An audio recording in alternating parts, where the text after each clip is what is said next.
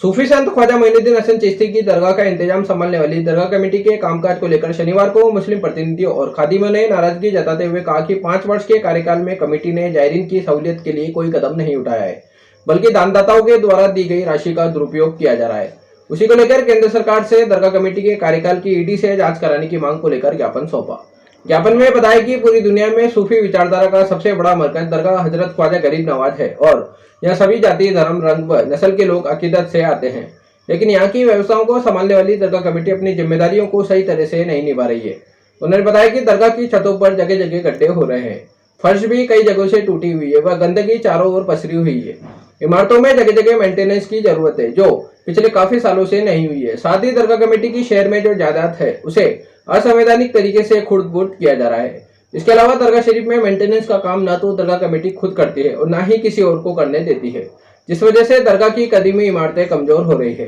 दरगाह की जायदाद की देखभाल के बजाय कमेटी के मेंबर बाबा अशरफ अब दरगाह शरीफ में पीरी मुरीदी करने लग गए हैं और आने वाले जायरीनों के लिए दरगाह में दुआ कर रहे हैं, जबकि यह काम पीढ़ी दर पीढ़ी सिर्फ और सिर्फ खुदाम ख्वाजा का है।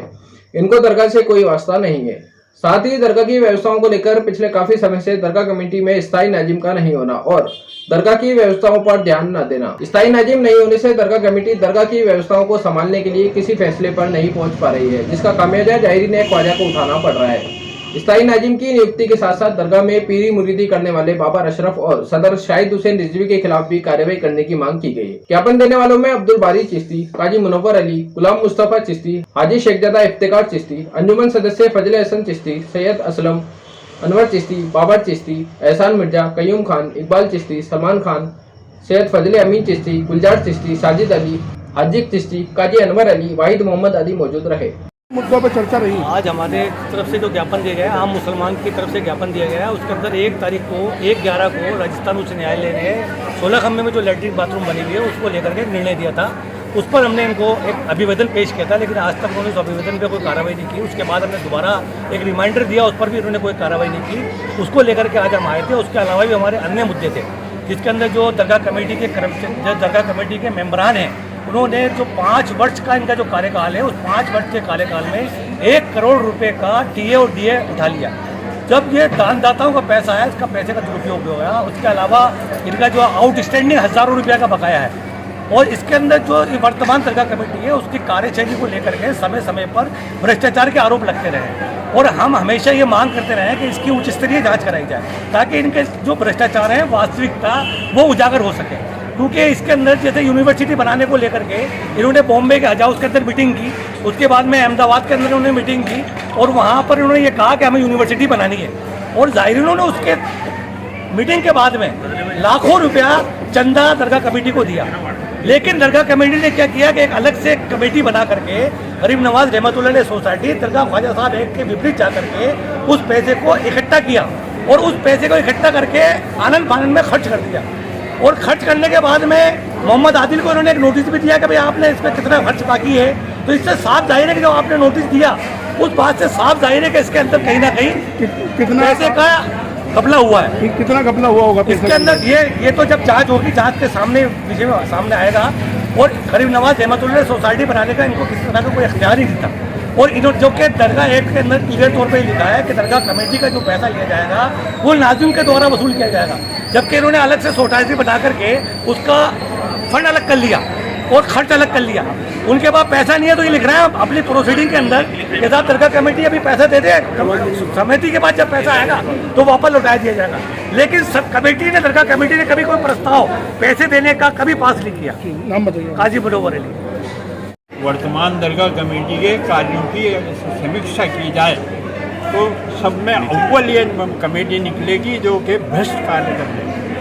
न्यायालय के द्वारा फैसले होते हैं, हाई कोर्ट तक के फैसले होते हैं, उस पर उसके बाद में अमल नहीं करते। ये जांच के ये जितने भी ऐसे केसेस हुए हैं उनकी लिस्ट बनाकर जांच होनी चाहिए। ईडी को भी इसके अंदर आना चाहिए। इसमें कई बाहर का पैसा भी ये ला रहे हैं। कभी पैसा जायरीनों से मांगते हैं कि लेटरिन बाथरूम की सुविधा के लिए आदमी दिल खोल के देता है पैसा, और उसके बाद उस जगह को ये जो है या तो किराए पे दे देते हैं या किसी जो औने पौने पैसे लेके देते हैं।